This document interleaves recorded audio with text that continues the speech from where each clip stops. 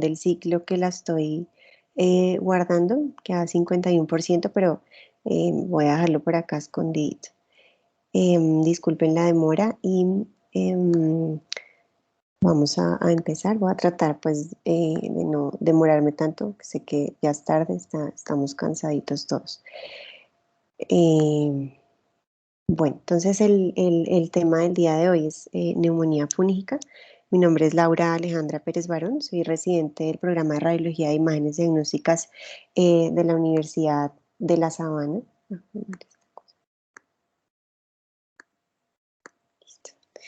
Esta es la agenda que voy a tratar, entonces inicialmente generalidades, luego neumonía fúngica, hallazgos en imágenes de tórax y finalmente las conclusiones. Entonces, en cuanto a las generalidades, pues muchos no recordamos muchas cosas de los hongos. Los hongos son microorganismos que son eucariotas. Recordemos que las células eucariotas son aquellas pues, que tienen su núcleo, como acá en la imagen. El reino fúngico tiene aproximadamente 50.000 especies, de las cuales 200 de ellas son patógenos humanos. Em, los hongos pueden ser unicelulares y multicelulares, entonces las partes de ellos son pues las hifas, que son estructuras laminares, como vemos aquí en las imágenes, que son celulitas que se unen para formar estas láminas y estos serían las hifas. Ya luego el conjunto de hifas van a formar los micelios y ya pues cuando varias hifas se unen, van a formar las setas, pues que son las que conocemos como los hongos macroscópicamente. La clasificación de los hongos, entonces se clasifican según su morfología en mohos, levaduras y hongos dimórficos. Los mohos son hongos que están compuestos de micelios, crecen en el aire libre, principalmente en lugares húmedos y en lugares oscuros. Un dato curioso es pues, que la penicilina es un antibiótico que está hecho de un moho. Em, la reproducción de los mohos es a partir de la creación y dispersión de las esporas. Las esporas son pues, células y estas células son muy resistentes a las condiciones del medio ambiente. En cuanto a las levaduras, entonces pues son hongos que son unicelulares, van a crecer en el suelo, en las plantas, en la piel y su reproducción va a ser asexual principalmente por fisión. Entonces ellas se dividen y así es que se reproducen. Un dato curioso de las levaduras, pues que todos, bueno, la mayoría conocemos, es que se utiliza para fermentar carbohidratos y azúcares y a partir de ellos se pueden hacer varias bebidas como la cerveza y el vino y también pues el pan. Y los hongos dimórficos son aquellos que, como su nombre lo indica, pues pueden tener una morfología de levadura en su fase parasitaria, como lo vemos acá, o una morfología de moho en su etapa saprofítica. Entonces, ¿qué son los hongos saprofitas o descomponedores? Son aquellos que se van a alimentar de la materia orgánica que está muerta y ellos lo que hacen es transformarla en minerales que van a servir de alimento para las plantas. Y los hongos parasitarios son aquellos que se están alimentando de los microorganismos vivos y le generan daño, pues ellos ya serían los que están generando las enfermedades, principalmente pues en el ser humano. En cuanto ya a la neumonía fúngica pues se produce cuando el hongo ingresa al pulmón, inhalando las esporas principalmente. También puede ingresar a través del torrente sanguíneo o ya sea por una reactivación de una infección que está latente previamente. La neumonía fúngica puede ser nosocomial o adquirida en la comunidad y puede ser tanto aguda como crónica o podemos tener pacientes que tienen una neumonía fúngica severa o algunos que tienen una neumonía fúngica pero pues están asintomáticos en las etapas iniciales. Dentro de los síntomas más frecuentes que podemos tener es la fiebre persistente, incluso pues como todos conocemos la fiebre sin foco. em, Tos, dolor torácico, disnea, hemoptisis son unas de las manifestaciones clínicas de estos pacientes. La micosis pulmonar o pues neumonía fúngica se va a dividir pues dependiendo si el paciente es inmunocompetente o está inmunosuprimido. En el paciente que está inmunocompetente pues puede tener una neumonía fúngica, ya sea por coccidioidomicosis, blastomicosis, histoplasmosis, todos los terminados en osis, y el paciente ya inmunosuprimido, pues es aquel que puede presentar neumonía por neumocistis, que es la que más conocemos, candidiasis, aspergilosis o mucormicosis. ¿Cuáles son los hallazgos que podemos tener en imágenes de tórax? Entonces, pues va a depender. Entonces, iniciamos con el paciente que es inmunocompetente, que ya les dije pues que eran estos microorganismos de acá. Inicialmente bueno, las neumonías fúngicas. Muchas veces nosotros vemos una imagen y es muy difícil decir esto es por un hongo, esto es por una bacteria, esto es por un virus.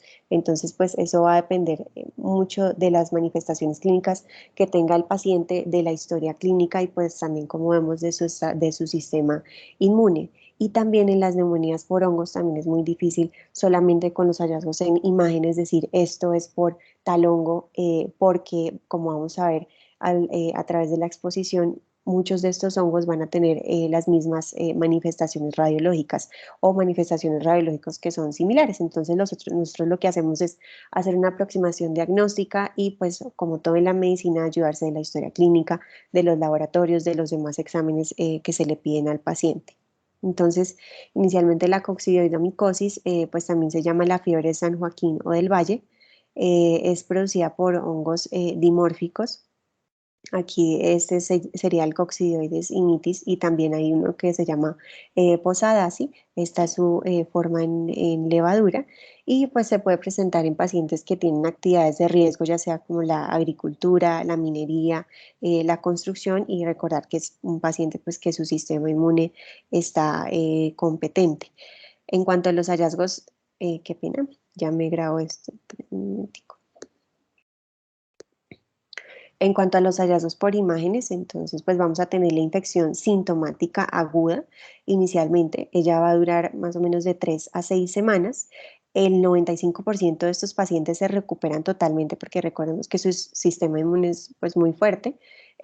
Inicialmente lo que podemos tener son opacidades en vidrio deslustrado que pueden progresar a consolidación y a pesar pues de que ese sistema inmune es competente, pueden generarse cavitaciones. Lo más frecuente es que sean hallazgos unilaterales y que pues tengamos hallazgos ya sean segmentarios o de un solo lóbulo y lo más frecuente es que sea único, ¿sí? Pero pues también puede presentar múltiple en un solo pulmón. La localización más frecuente es periliar o basal y esto es que es que no tengo el cursor.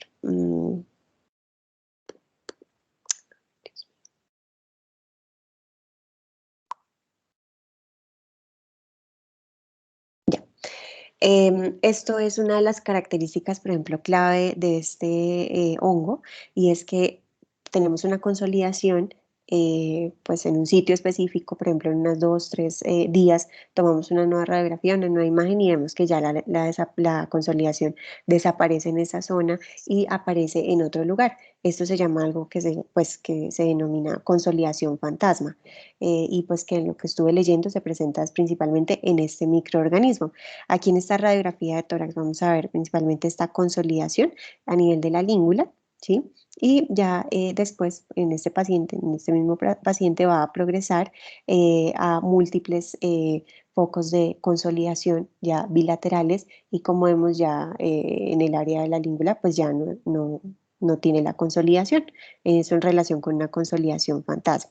Podemos tener otros hallazgos asociados en estos pacientes como son engrosamiento de las paredes bronquiales, nódulos de 0,5 a 2,5 centímetros, que pues por lo general es que tengan bordes definidos, la localización como ya dije periliar o basal. Estos nódulos por lo general son aleatorios, perdón, bilaterales, em, pero también podemos tener el caso de un nódulo pulmonar solitario. Pueden presentar también adenopatías mediastinales y el derrame pleural unilateral también se puede presentar en estos pacientes. Acá en este paciente vamos a ver unos nódulos que pues en este caso los bordes no son tan definidos, ¿sí?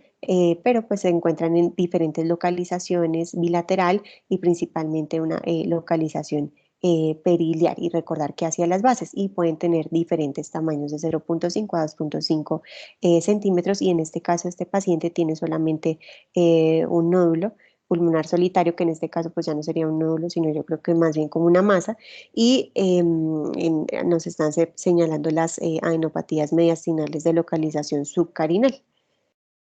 Ya cuando la enfermedad se complica, que es en menos del 1% de los pacientes, ya se vuelve una enfermedad que es diseminada, ¿sí?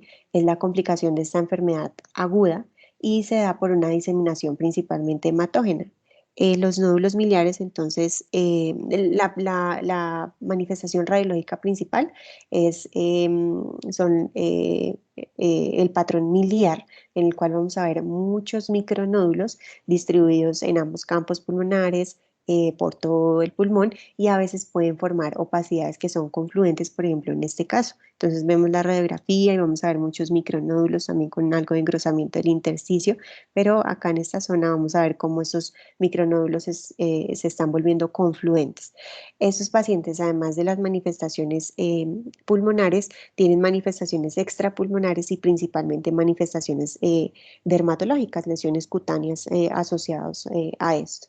Aquí vamos a ver la tomografía de este mismo paciente con su patrón miliar, que recordamos son muchos micronódulos. Ya cuando se convierte en algo, una enfermedad crónica, es cuando los síntomas del paciente y los hallazgos en las imágenes van a persistir por más de 6 semanas. ¿Qué hallazgos podemos tener? Un nódulo residual, una cavitación, la consolidación que persista o el derrame pleural que persista en estos pacientes. Acá tenemos la imagen tomográfica, una reconstrucción coronal, y vamos a ver la cavitación en el lóbulo superior derecho de un paciente pues, que ya tiene esta infección ya crónica. La siguiente micosis pulmonar que vamos a ver es la histoplasmosis, que pues varios de nosotros la conocemos por el murciélago o por las pues, que se desarrollan en las cuevas. Este hongo que produce esta enfermedad es un hongo dimórfico, se llama pues el histoplasma capsulatum, ¿sí? Esta es la representación histológica del hongo, y principalmente él se encuentra en las zonas tropicales húmedas, en las excretas de las aves y también en las excretas de los murciélagos, que pues los recordamos que es la enfermedad pues de las cuevas, de los que se meten allá a las cuevas. Dentro de los hallazgos por imágenes en esta enfermedad, también lo vamos a dividir en agudo, diseminado o crónica. Cuando es la enfermedad aguda, podemos tener una consolidación multifocal con o sin cavitaciones, ¿sí? Podemos tener también adenomegalias bilaterales en el mediastino, y de estas adenomegalias lo típico o lo que nos ayuda a hacer como un diagnóstico diferencial es que se calcifican. También podemos tener un nódulo único menor de 3 centímetros con una calcificación central como un hallazgo. Ya cuando bueno, acá tenemos el ejemplo, vamos a tener una consolidación en el lóbulo superior del pulmoncito izquierdo, ¿sí? En este caso es multifocal, tenemos acá y acá, y vamos a ver una adenomegalia mediastinal periliar, perdón, que está calcificada.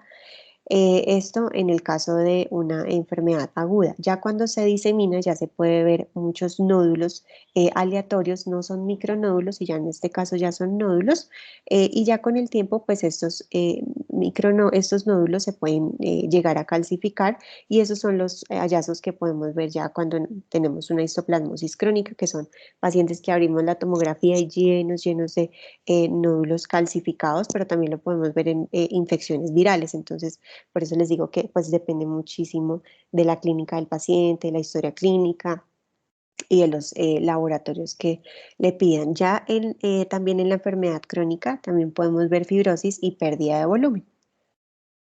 La siguiente patología es la blastomicosis, es producida por Blastomyces dermatidis, es un hongo que es dimórfico también y que es una enfermedad que es endémica de Canadá.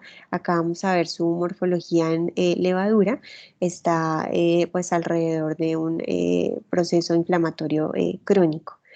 El microorganismo se encuentra principalmente en el suelo y en la madera que está en descomposición. Dentro de los hallazgos en imágenes de este hongo, es la localización más frecuente de los hallazgos es hacia los lóbulos superiores y podemos tener una consolidación segmentaria o también puede ser una consolidación lobar, pero pues en esta consolidación pueden presentarse cavitaciones o solamente podemos tener la consolidación. También podemos tener opacidades nodulares mal definidas bilaterales asociado a un patrón en árbol de gemación o podemos tener una masa circunscrita o irregular asociado a un patrón en árbol en gemación. Entonces, acá en esta imagen vamos a ver pues el área de consolidación con estas áreas pues de menor densidad que son en relación con pequeñas cavidades aquí dentro del área de consolidación. Ya en esta imagen, entonces vemos, este es un corte más arriba de este mismo paciente en el cual tenemos esta masa, ¿sí? Que es circunscrita, que tiene algo de bordes irregulares, es grande y pues bajamos un poco más el corte y vamos a ver algunos nódulos mal definidos, pero vemos este típico patrón de árbol en gemación. Eso ya. Y importante de esto es que el derrame pleural, las adenomegalias y las calcificaciones no son usuales en estos pacientes. Sin embargo, pues se pueden llegar a presentar, pero no es lo usual. Ya pasando al paciente inmunosuprimido, entonces la primera patología que vamos a ver es la infección por neumocistis giroechi. Antiguamente era conocido como neumocistis carini. Es un hongo que presenta micelios, es unicelular y pues está por fuera de la célula. Es un parásito de la vía aérea, ¿sí? Normalmente en las personas, pero no produce síntomas, sino solamente en los pacientes que están inmunosuprimidos. ¿Cuál es la población que está en riesgo y que más conocemos? Son los pacientes que tienen SIDA, pero también recordemos que pues también hay pacientes que están post-trasplante, que están en quimioterapia o que están recibiendo corticoides, que también pueden llegar a presentar una neumonía por este hongo. Dentro de los hallazgos por imágenes, entonces, que de pronto quiero que sea como lo único que se lleven de esta presentación, que es algo que es frecuente verlo, ¿sí? Que son y que no todo es COVID ahora. Entonces son principalmente las opacidades en vidrio delustrado, lo que hace este hongo, ¿sí?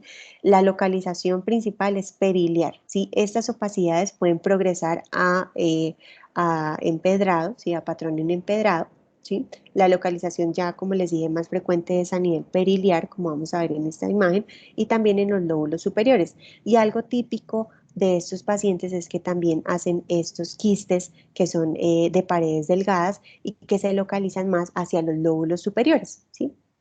Entonces, esto es en pacientes con neumonía por neumocistis giroechi.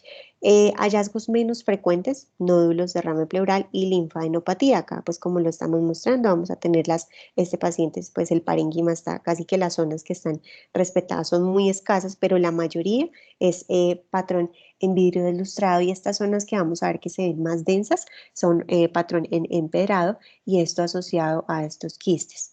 ¿Listo? Y la localización típica periliar, lo más frecuente hacia los lóbulos superiores, pero también pues lo podemos ver en los lóbulos inferiores, pero sí los quistes siempre, siempre pues hacia los lóbulos superiores.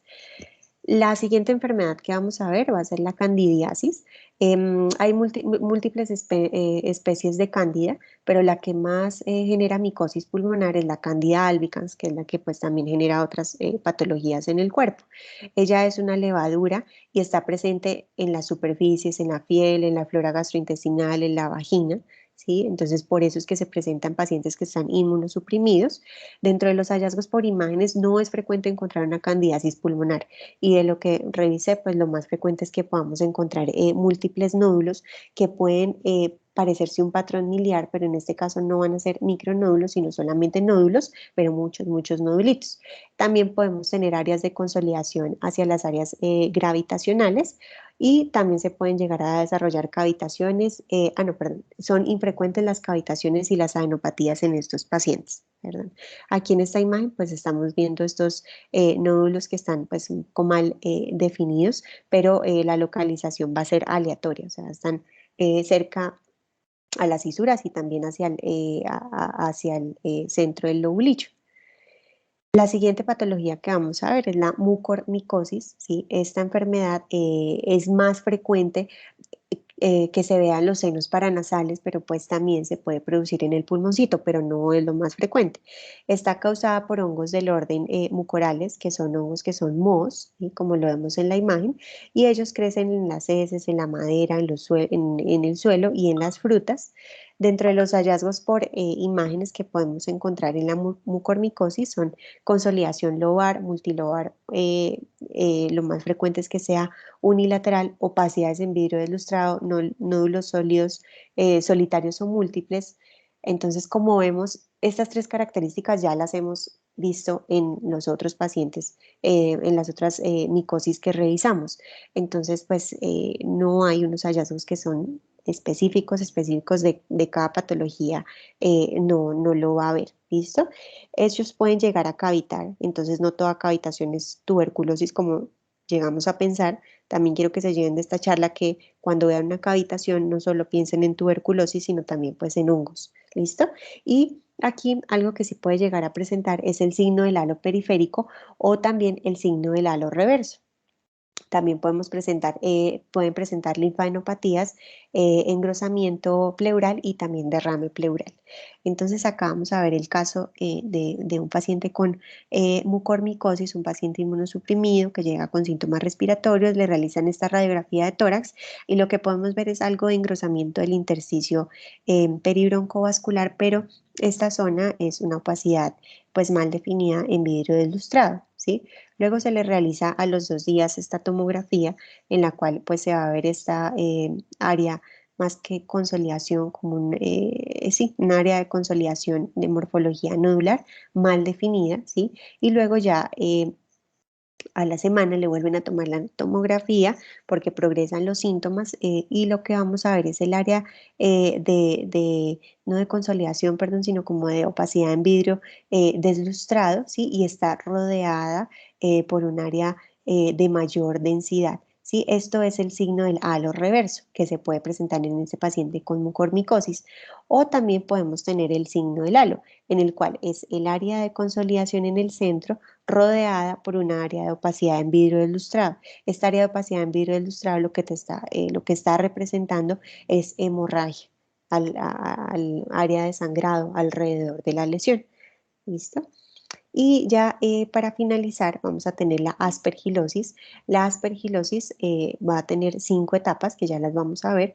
Es una enfermedad que es producida por este hongo, Aspergillus fumigatus. Es un moho, como vemos en la imagen, puede crecer en el suelo, en material orgánico, en descomposición y las manifestaciones pulmonares van a tener vamos a tener 5 tipos. No quiere decir que esto vaya así por orden, de 1 al 5, no, sino que va a depender del estado inmunológico en el cual se encuentre el paciente. Entonces, la primera bueno, son todas estas, vamos a ir viendo una por una.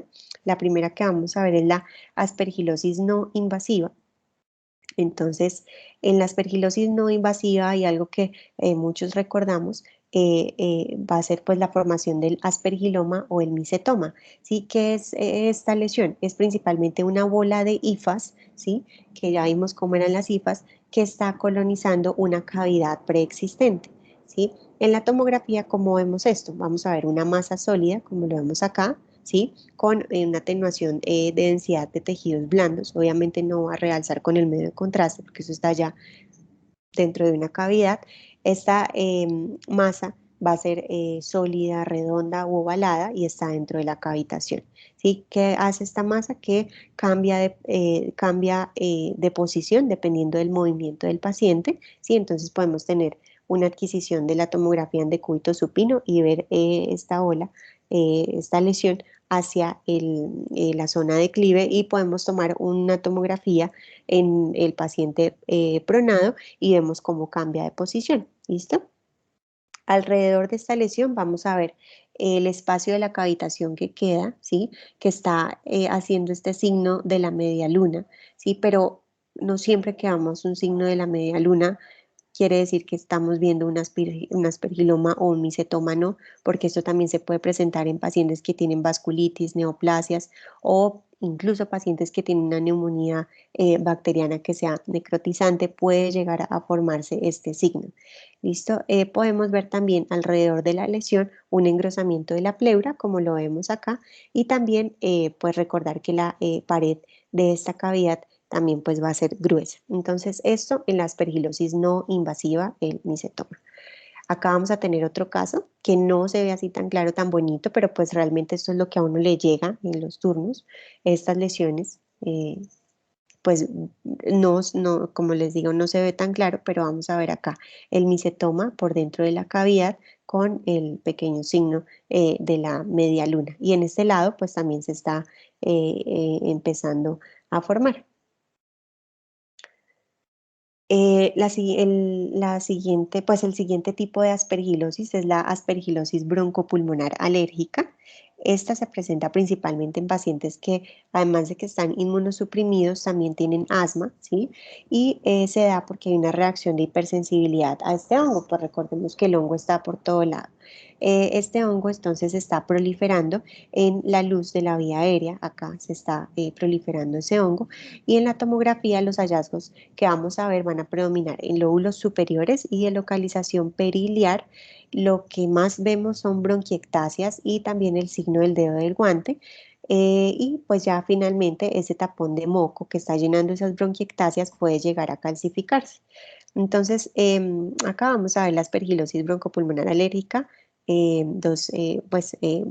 mismo ejemplo, pero esto es un corte más arriba, vean la tráquea y acá ya pues un corte más abajo donde se está bifurcando. Entonces, vamos a ver acá el engrosamiento de la pared de los bronquios y acá vemos las bronquiectasias, que estas son unas bronquiectasias súper claras, ¿sí? Y en este caso ya las bronquiectasias se están llenando de material principalmente de moco y lo vemos aquí en esta imagen, ¿listo? Y acá esta imagen me parece muy bonita porque si comparamos estos bronquios, cómo están, cómo es su calibre comparado con estos bronquios acá chiquitos, vamos a ver que estos bronquios chiquitos están engrosada su pared, que lo normal es que en los bronquios la pared debe ser muy, muy delgadita. En este caso ya se está empezando a engrosar, ¿sí? Y comparémosle con el tamaño de la arteria o pues, del vaso que está adyacente. Acá está pequeñito y es como debería ser o incluso una relación 1 a 1 dependiendo de la zona en la que estamos viendo el corte. Listo, pero ya acá vemos cómo realmente sus bronquios están muy dilatados y además de que están dilatados se llenan de moco. Y cuando cogemos el bronquio en un corte longitudinal, o sea, cogemos como el corte longitudinal del bronquio y lleno de moco, pues ahí es cuando podemos ver ese signo del dedo de guante. El siguiente tipo de aspergilosis pulmonar es la aspergilosis pulmonar invasiva de la vía aérea, que es diferente de la broncopulmonar alérgica. Ya acá está, pues ya es como más agresiva en la vía aérea porque ya la aspergilosis está replicando en la membrana basal del alveolo y ya en la tomografía lo que podemos ver es consolidación de localización periliar y también podemos ver múltiples áreas de consolidación multifocal. ¿Listo? Y vamos a ver engrosamiento de la pared de la tráquea, de los bronquiolos, y esto nos va a dar un patrón en árbol de engemación y también la formación de nódulos centrilobulillares acá, aquí hacia la periferia. Si lo ven, estas cositas acá chiquiticas están dando ese patrón en árbol de engemación. Y ya, pues estos son los nódulos centrilobulillares que obviamente van a estar mal definidos y que si vemos a su alrededor también pueden llegar a tener algo de vidrio del lustrado, pues porque esto es una enfermedad que es invasiva, probablemente esté generando sangrado alrededor de estas lesiones. Y la aspergilosis pulmonar angioinvasiva, que es el siguiente tipo de aspergilosis, es ya como su nombre lo indica porque invade los vasitos, entonces ya va a entrar a las arterias y a las arteriolas, ¿sí? Y en la tomografía lo que vamos a ver son nódulos únicos o múltiples o consolidaciones, pero ya con necrosis. Y también podemos ver hemorragia alrededor del área de consolidación, dándonos el signo del halo Y pues como este hongo se mete dentro de las arterias, las arteriolas, pues las tapa y al taparlas nos va a producir infartos pulmonares. Recordamos que se ven como opacidades subpleurales en forma de cuña. Entonces acá en este caso, pues estamos viendo derrame pleural bilateral, las áreas de consolidación, ¿sí? Bilateral también y conformación de cavitaciones. Ya esta pues supongo que más adelante empezará a formar cavitaciones, pero acá ya vemos cómo está bien desarrollada. Aquí tengo otro ejemplo de una aspergilosis angioinvasiva, en la cual, pues esto es el estudio macroscópico, este es el área de consolidación y alrededor vamos a tener el área de hemorragia, ¿sí? Em, que esto es lo que nos va a hacer la representación en la tomografía como el signo del halo, en el cual tenemos el área de consolidación y alrededor el vidrio deslustrado que nos está representando esta hemorragia. Listo, es otra cosa que quiero que se lleven de esta presentación, el signo del halo, que lo recuerden muy bonito, es que puede ser principalmente sangre alrededor de un área de una consolidación. ¿Listo? Y este es un ejemplo de un infarto, ¿listo?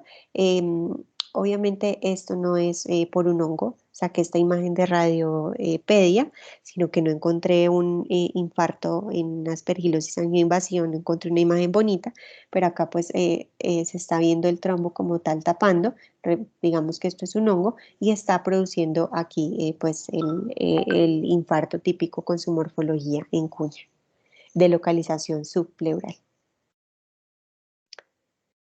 Y ya para terminar, vamos a tener la aspergilosis pulmonar crónica, que va a ser una forma localizada y muy leve, y se presentan pacientes que tienen inmunosupresión leve, ya son síntomas leves, y a pesar de que vemos esta cavitación tan horrible, los hallazgos, pues digamos que persisten, ¿sí? Pero los síntomas no son tan severos en estos pacientes. Podemos tener tres espectros: cavitaciones en los lóbulos superiores, o cavitaciones con áreas de consolidación y también formación de aspergilomas, como lo vemos acá, consolidación, consolidación con su cavitación y la formación del aspergiloma, o ya podemos tener un paciente que solamente quede con fibrosis pulmonar y engrosamiento pleural. ¿Listo? Y pues ya, para finalizar, entonces tenemos el paciente inmunocompetente, se puede presentar estos tres tipos eh, de micosis pulmonar: coccidioidomicosis, blastomicosis, histoplasmosis, los terminados en osis. Y en pacientes inmunosuprimidos vamos a tener la infección por neumocistis, que es la que más conocemos, candidiasis, aspergilosis, que es la que tiene varias etapas, y esta última que es mucormicosis. Este es un cuadrito que hice, pues como para recordar la mucormicosis, que nos puede dar el signo del halo periférico reverso, y recordar que la mucormicosis es más frecuente en los senos paranasales, pero pues también puede estar en el pulmón. La candidiasis, que es así, pues se puede presentar, o sea, uno la puede hasta confundir con una neumonía normal por una bacteria, ¿sí? Pero pues puede presentar este patrón miliar, consolidación gravitacional. La aspergilosis es esa que tiene 5 etapas, ¿sí? Que pues ya vimos cada de una. La infección por neumocistis, recordar que son las opacidades en vidrio ilustrado y la localización más frecuente es la periliar, asociado a los quistes de paredes bien delgaditas que están hacia los lóbulos superiores. La blastomicosis, a recordar que es ella que desarrolla el patrón en árbol en gemación con áreas focales de consolidación, masas o incluso cavitaciones. La histoplasmosis es esa que forma calcio, nódulos calcificados, ganglios que se calcifican, ¿ta? Y la coccidioidomicosis pues es esa que se relaciona con la consolidación fantasma. Esta es la bibliografía que utilicé y pues ya, espero que les haya gustado. Y si tienen alguna pregunta, pues pueden comentar.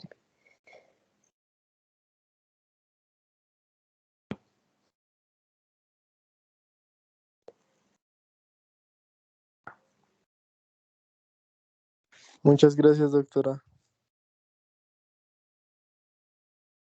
Bueno, Nico.